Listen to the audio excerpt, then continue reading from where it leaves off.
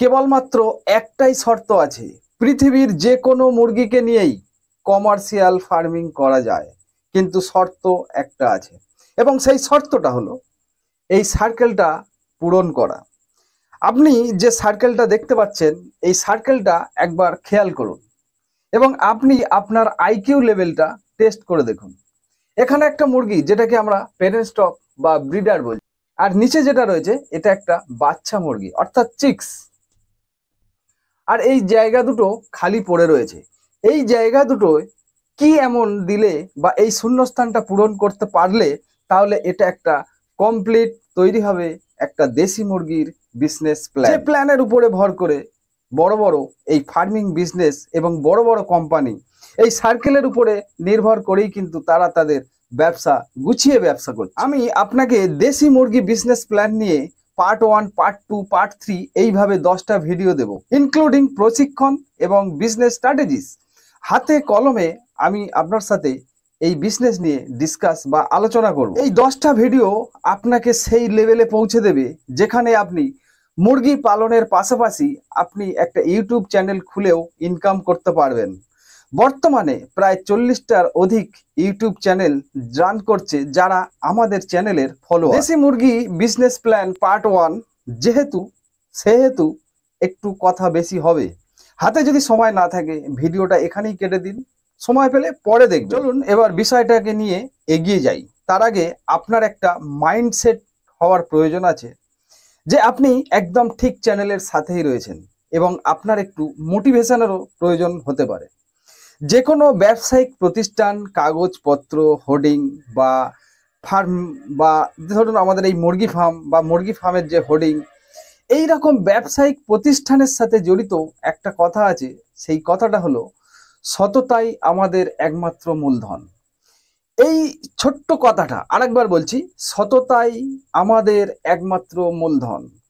এই ছোট্ট কথাটাই আপনাকে একজন সৎ এবং প্রতিষ্ঠিত ব্যবসায়ী হতে সাহায্য করবে। কিন্তু আপনাকে এটা আপনার ফার্ম, আপনার ফার্মের কাগজপত্র, আপনার ফার্মের খাতাপত্র এই সব জায়গায় এই কথাটা উল্লেখ থাকতে হবে বা লেখা থাকতে হবে, যাতে প্রতিনিয়ত আপনার কাস্টমারের ওই লেখাটা বা ওই কথাটা সব সময় মাথার মধ্যে চোখের মাধ্যমে আসে। তাহলে আপনি চাইলেও আর অসৎ ব্যবহার বা অসৎ পথে যাওয়ার চান্স আপনার কমে যাবে এবং আপনি একজন সুপ্রতিষ্ঠিত ব্যবসায়ী হতে পারবেন। সে আপনার ব্যবসা যত ছোটই হোক, সে 10টা মুরগি নিয়েই ব্যবসা হোক, কোনো অসুবিধা নেই, বা আপনি যে ধর্মেরই লোক হন তাতে কোনো অসুবিধা নেই। কিন্তু ব্যবসার এই মূল মন্ত্রটা আগে আপনাকে আয়ত্ত করতে হবে, সেটা হলো সততাই আমাদের একমাত্র মূলধন। তো এবার আমি এই সার্কেলটা পূরণ করে দিই, দেখুন আপনার আইকিউ লেভেলের সাথে মিলছে কিনা। তো এটা যদি ব্রিডার হয় তার হবে, এটা হবে ডিম অর্থাৎ এগ, আর এটা হলো চিক, CHI, আর এটা হবে, দেখুন তো চিনতে পারেন কি যে এটা কি জিনিস। একটু ছোট ছোট করে আঁকছি, লিখছি, তো হয়তো বুঝতে অসুবিধা হতে পারে, তবুও আমার মনে হয় আপনি ভালোভাবে বুঝতে পারবেন। এটা হলো ফিডের কথা বলছি, এটা হচ্ছে ফিডার, আমি বলছি ফিডের কথা।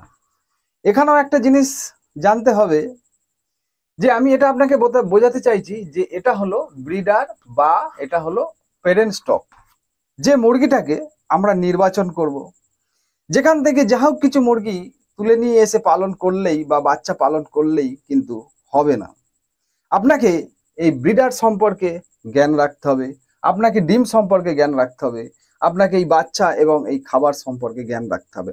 এবং এই সার্কেলটা পূরণ করার উদ্দেশ্য এইটাই হচ্ছে যে যদি আপনি কোনো একটা নিয়ে বিজনেস করেন, ধরুন আপনি এই বড় মুরগিটাকে নিয়ে বিজনেস করছেন, আপনি হয়তো শুধু ডিমের বিজনেস করছেন, বা হয়তো আপনি খাবারের বিজনেস করছেন, বা আপনি হয়তো এই বাচ্চা লালন পালন করছেন আবার বড় করে বিক্রি করে দিচ্ছেন, এরকম ধরনের বিজনেস করছেন, তাহলে কিন্তু আপনার হারিয়ে যাবার চান্সটা বেশি।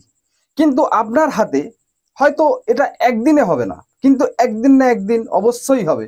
সেটা হচ্ছে আপনার কাছেই থাকবে আপনার ব্রিডার, আপনার সেই ব্রিডারই উৎপাদন করবে হ্যাচিং বা উর্বর ডিম, আবার সেই ডিমকে ফুটিয়ে আমরা তৈরি করব বাচ্চা, এবং সেই বাচ্চা লালন পালন করব, এবং সাথে সাথে এই খাবারটাও আমরা তৈরি করব। অর্থাৎ এই সার্কেলটা পূরণ করার মাধ্যমে আমরা একটা সুপ্রতিষ্ঠিত ব্যবসা প্রতিষ্ঠানকে দাঁড় করাতে পারি এই ফার্মিং। বিষয়টা একবার রিভাইজ দিইনি, তাহলে এই সার্কেলটা পূরণ করতে গেলে বা এই দেশি মুরগিকে নিয়ে আমরা একটা প্রজেকশন বা সঠিক বিজনেস প্ল্যান তৈরি করতে গেলে তাহলে আমাদের এই সার্কেলটা পূরণ করতে হবে, এবং সেখানে প্রথমেই লাগবে এই ব্রিডার বা এই মুরগিটা, এবং এই ব্রিডার নির্বাচন, এই ব্রিডারের জেনারেশন, অর্থাৎ একটা উন্নত প্রজাতি দেশি মুরগি, কিন্তু তাদেরকে এমন জেনারেশনের ব্যবস্থা করা হবে, এগুলো নিয়ে আলাদা আলাদা করে ভিডিও হবে, যাতে যেখানে আপনি জানতে পারবেন যে মুরগিকে জেনারেশন করিয়ে আরো উন্নত